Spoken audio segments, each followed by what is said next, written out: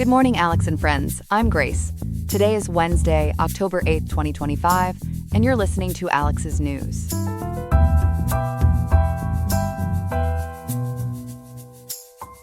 The high in Riverside today is 80.7 degrees, with the low dipping to 58.3, so expect a pleasant fall day with mild evenings ahead. Coming up, we'll break down the factors driving gold futures to shatter the $4,000 mark for the first time. We'll also examine California's groundbreaking move to establish Diwali as its inaugural non-Christian state holiday and what it means for cultural recognition. Plus, other key stories on global markets, local impacts, and more. All this and beyond on Alex's News. Stay tuned.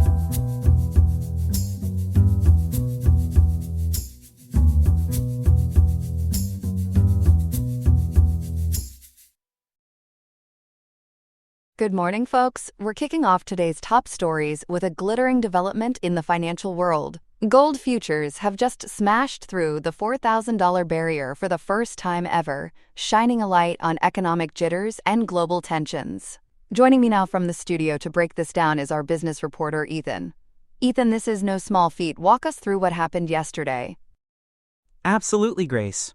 Yesterday, October 7th, 2025, gold futures in New York blasted past $4,000 per troy ounce right after 9 a.m. Eastern Time. According to reporting from ABC News, which cited Associated Press business writer Wyatt Grantham Phillips, prices hit around $4,003 per ounce before dipping back under by 10 a.m. It's a historic surge, up about 50% year-to-date from around $2,670 at the start of the year. 50%. That's a golden opportunity for investors, but what sparked this rocket ride exactly? And for our viewers tuning in, what's a troy ounce anyway? A troy ounce is the standard unit for precious metals, Grace, weighing just over 31 grams, a bit more than a regular ounce to make trading consistent. As for the spark, it's a perfect storm of turmoil. The big one is the U.S. federal government shutdown, the 11th in history and the third under President Donald Trump's second non-consecutive term, which kicked off on October 1st at 12:01 a.m. Eastern Daylight Time. ABC News and Yahoo Finance report it's now in its second week with no end in sight, furloughing about 900,000 federal employees and leaving another 700,000 working without pay.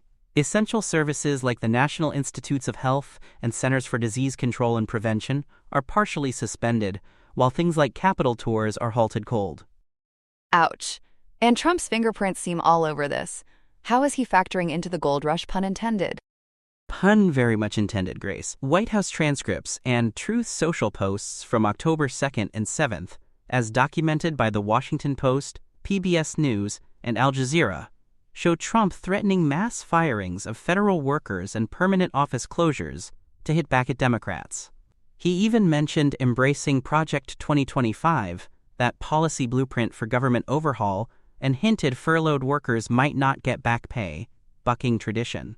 OMB and OPM directives on opm.gov confirm potential layoffs and delayed data like the non-farm payrolls report, originally set for October 3rd, plus inflation metrics and third-quarter GDP figures.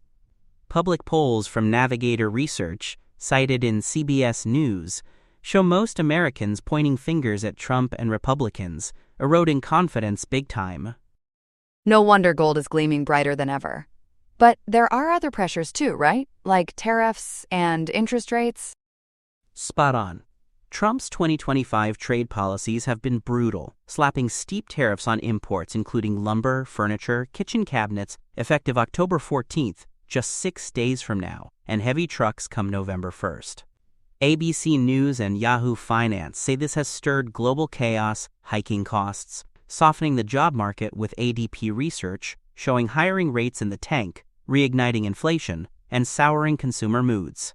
The U.S. dollar is weakening too, which makes gold cheaper for overseas buyers and inversely boosts its appeal. On the monetary side, the Federal Open Market Committee's September 17th statement on federalreserve.gov announced a 25 basis point cut to the federal funds rate, now at 4.00 to 4.25%, the first since December 2024. Their dot plot projects 2 more quarter-point cuts by year-end, with markets betting on another in late October and December, lowering the cost of holding gold, since it yields nothing. Geopolitics must be adding fuel to this fire as well. And how about silver? Is it riding the same wave? It is, Grace. Ongoing wars in Gaza and Ukraine, plus Middle East unrest and political shakes in France and Japan, are driving safe haven buys, per Reuters, Bloomberg, and FX Street analyses. Since 2022, when Western allies froze about $300 billion in Russian assets over Ukraine, central banks, especially in emerging markets, have been gobbling gold to diversify from the dollar, worried about sanctions and U.S. debt over $37 trillion. Giovanni Stanovo, a commodity analyst at UBS Global Wealth Management, told Yahoo Finance and ABC News these tensions are supercharging demand. Silver futures climbed to just under $48 per troy ounce, up nearly 60% year-to-date, thanks to gold's shadow and industrial needs, though tariffs pinch it. Incredible. By this morning, October 8th, prices are even higher. What's the latest? Momentum is holding strong. Aggregated reports from Trading Economics and Economic Times, cited in Gemini 2.5 Flash's analysis, show December gold futures hitting an all-time high of $4,037 per troy ounce. Spot gold peaked at $4,045.87, with intraday highs touching $4,049.52 earlier this month. Claude Sonnet 4's synthesis from The Guardian and CBC News pegs early trading today at $4,064.30, a 1.2% gain from yesterday's $4,031.54 close in London. CME Group's COMEX data confirms October 7th's intraday high over $4,005.80, and London Bullion Market Association fixes set the stage with the AM at $3,962.30 and PM at $3,979. Everyday folks might feel this in their wallets beyond investments. Jewelry prices, for instance. Definitely sticker shock there. Yahoo Finance reports retailers like Pandora and Signet, which own Zales and Kay Jewelers, are forecasting hikes due to soaring material costs and tariffs. CEO Alexander Lachik of Pandora noted it in August earnings. Some are even appraising or melting heirlooms for cash. And there's a darker side: illegal mining's environmental hit, like mercury pollution and small-scale ops in Senegal, Mexico, and Peru, poisoning water and communities, as highlighted in Yahoo Finance's AP-sourced coverage. Smart investing tips amid this volatility? Experts like Stanovo suggest modest allocations, maybe coins or 1-gram bars, not futures, to avoid scams or fakes. Gold's up over 51% year-to-date per mynorthwest.com, outpacing the E-mini S&P 500's 14.2%. Goldman Sachs bumped their December 2026 forecast to $4,900 from $4,300, citing central bank buys and ETF inflows. But the Commodity Futures Trading Commission warns of 10 to 15% swings and manipulation risks. It's a diversifier and inflation hedge, per Richard Flax of Money Farm, but not foolproof. Prices can plunge post-crisis. This eclipses the prior peak of 3,534 in August, triggered by tariff rumors Trump later quashed on social media with, quote, "Gold will not be tariffed," end quote. As a barometer of instability, it's telling. The Guardian, Economic Times, and Al Jazeera predict more climbs, maybe to 4,900 by late 2026, but it depends on shutdown fixes and policy pivots. ABC News, Yahoo Finance, and mynorthwest.com are on it. This is story 1 of 2, Grace. Thanks for that golden insight, Ethan. Appreciate it. Good morning, everyone. We're wrapping up our top stories with some bright news out of California, literally a beacon of inclusivity. Chloe, our State House reporter, joins us to shed light on Governor Gavin Newsom signing a bill to make Diwali an official statewide holiday. Chloe, welcome. Tell us about this illuminating milestone. Thanks, Grace. Yes, on October 7th, 2025, Governor Newsom signed Assembly Bill 268 into law, designating Diwali, the Hindu Festival of Lights, as a statewide holiday starting January 1st, 2026. This makes California the third U.S. state to do so, after Pennsylvania in 2024 and Connecticut earlier this year, according to reporting from ABC News and the Associated Press. That's fantastic. For folks unfamiliar, what exactly is Diwali, and why is this such a big deal for California's diverse communities? Diwali, from the Sanskrit word Deepavali meaning a row of lights, is a 5-day lunar festival usually in October or November, symbolizing light over darkness, knowledge over ignorance, and good over evil. This year, it's on October 20th, just 12 days from now on October 8th. Celebrated by over 1 billion people worldwide, it includes lighting earthen oil lamps called diyas, fireworks, feasts, prayers, and sharing sweets. For Hindus, it often marks Lord Rama's return from exile in the Ramayana epic. For Jains, Mahavira's nirvana.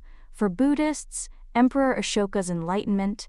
And for Sikhs, Bandi Chor Divas, commemorating Guru Hargobind's release from Mughal prison in the 17th century with 52 princes. California, home to nearly 1 million Indian Americans, about 20% of the nation's total, per a 2025 Pew Research Center survey, has been pushing for this cultural nod. It sounds like more than just a day off. How does the law actually work for schools and workers? Absolutely, Grace. It's practical magic. Public K-12 schools and community colleges can close on Diwali with union agreements, so students, teachers, and staff join festivities without repercussions. Students get excused absences, no penalties, and schools are encouraged to teach about Diwali's themes through activities. State employees can opt for it as paid leave. And importantly, it recognizes observances by Hindus, Sikhs, Jains, and Buddhists all together, as highlighted in ABC News reporting by Associated Press journalist Deepa Bharath from Los Angeles. Who drove this forward, and what are advocates saying? A powerhouse coalition of Indian American leaders.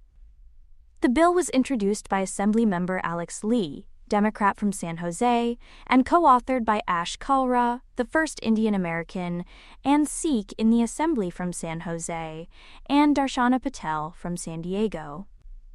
Senator Aisha Wahab, Democrat from Hayward, called it a testament to honoring all residents and Asian American contributions, per the Imperial Valley Press. Kalra, who celebrated Diwali growing up but felt isolated, quoted in MyRepublica and ABC News, said it's a significant moment, letting South Asian kids proudly share without stigma. Patel stressed intergenerational bonds. Groups like the Hindu American Foundation, led by Samir Kalra, provided support and called it a leap toward accessibility in families, schools, and workplaces, according to ABC News and Hindustan Times. The Coalition of Hindus of North America sees it as a national model. The Sikh Coalition's Puneet Kaur Sandhu noted it's meaningful for community celebration, as in India Times and the Indian Express. Others, like the Bay Area Association of Indo-Americans, Rishi Kumar, and South Asian Network's Rohit Chandrakar, praised equity for immigrants, kids sharing traditions, per AP and MyRepublica and CBS News. How does this compare to other states? I saw some confusion in reports. Pennsylvania's Senate Bill 402, signed October 21, 2024, is symbolic, encouraging celebration without closures or paid leave, per PA.gov, CBS News, and LiveMint. Connecticut's Senate Bill 1519, signed June 10, 2025, effective October 1st, mandates proclamations and accommodations, but no mandates, according to CTinsider.com and ASIM News. On the mix-up, an Associated Press story in the Imperial Valley Press claimed New Jersey and New York beat California, but that's not accurate, clarified by India Times, Free Press Journal, and Hindu American Foundation. New York's limited to New York City school closures since 2023, with statewide bills pending per nysenate.gov. New Jersey has Diwali month since 2007 symbolically, and 29 districts close voluntarily for 2025 to 2026, but no full state holiday, via nj.gov and Rajan Z Media. So California is the third for substantive impact, confirmed by PA.gov, CTinsider.com, and laytimes.com. This really lights a path for more states. Any previews? Yes, building on past barriers like unexcused absences in places like Fremont Unified, noted in the Indian Express and CBS News. Governor Newsom's office says it reflects diversity values. Now, Hindu American Foundation and Coalition of Hindus are eyeing Massachusetts with House Bill 3326 and Senate Bill 2184, hearings ongoing per legislature.gov and kona.org, using California's blueprint including optional closures. North Carolina has gubernatorial observance but no statute. As Samir Kalra told ABC News, it's making Diwali more inclusive in a state where South Asians shine in tech, politics, and culture. A fun fact, ABC News referenced a Guinness record of 2.51 million lamps lit in Ayodhya, India, last October 30, 2024, showing the global glow. What a radiant step toward equity, Chloe. Thanks for illuminating this for us. My pleasure, Grace. Here are some other headlines. Former FBI Director James Comey is due in federal court in Alexandria, Virginia, today, facing a 2-count federal indictment alleging false statements to Congress and obstruction of a congressional proceeding. Prosecutors say he denied authorizing media leaks in 2020 testimony before the Senate Judiciary Committee. Comey is expected to plead not guilty, according to the Washington Post and CBS News. The case, applauded by allies of President Donald Trump, is fanning debate over perceived weaponization of the Justice Department under Attorney General Pam Bondi, and Comey's team is poised to argue for dismissal on grounds of selective or vindictive prosecution. In Stockholm, 3 chemists have meftivated the scientific world. Susumu Kitagawa, Richard Robson, and Omar M. Yagi share the 2025 Nobel Prize in Chemistry for creating metal organic frameworks, porous, crystalline scaffolds that act like molecular hotels with vacancy signs for gases and pollutants. The Royal Swedish Academy calls it molecular architecture, with enormous potential. Think carbon capture straight from smokestacks, water harvesting from desert air, hydrogen storage for cleaner drives, and bespoke catalysts. With nearly endless design possibilities, these frameworks promise fewer emissions and more solutions, a poor decision paying global dividends. Physics also had its quantum of solace and celebration. John Clark, Michel H. Dvorak, and John M. Martinis won the 2025 Nobel Prize in Physics for showing that the weird rules of quantum mechanics can scale up to human-made circuits. Their mid-1980s experiments demonstrated macroscopic quantum tunneling and energy quantization in electric circuits, laying the bedrock for today's superconducting qubits. From quantum computers to ultra-sensitive sensors and cryptography, the committee says their work opens doors to the next generation of quantum tech, proof that sometimes the biggest breakthroughs come from thinking very small. In the tropics, it's a tale of 2 tempests. In the Pacific, Hurricane Priscilla is spinning toward major Category 3 strength just off Mexico's west coast, about 185 miles southwest of the Baja California tip, with sustained winds near 105 miles per hour. Baja California Sur has canceled classes and open shelters. Forecasters warn of life-threatening surf, rip currents, and up to 4 inches of rain in parts of southwestern Mexico. Across the Atlantic, Tropical Storm Jerry is tightening its spiral and could become a hurricane within a day or two, as it tracks west-northwest roughly 950 miles east-southeast of the northern leewards. Watches are up for islands including Barbuda, Unguia, and St. Martin, with dangerous swells and possible tropical storm conditions by late Thursday or Friday. It's a 1-2 punch: mind the swell, heed the bell. And on the auto beat, Tesla shifts into thrift. To counter a sales skid and the sunset of a $7.500 U.S. federal EV tax credit, the company launched lower-priced, standard trims, Model 3, starting at $36,990, and Model Y at $39,990. Range takes a modest dip to around 321 miles and some premium frills. Rear entertainment screen, select lighting, and upscale materials are unplugged. Analysts are split on whether this price cut will juice demand, as Tesla's US EV market share slipped to 38% in August. Deliveries for the new models are slated to begin in late 2025, proof that in the EV race, every charge counts. That's all we have for now. Today's episode was made by Alexander King with Claude Sonnet 4.0, Gemini Pro 2.5, Gemini Flash 2.5, and Google Cloud Text-to-Speech. I hope you have a great day. I'll see you tomorrow, Alex.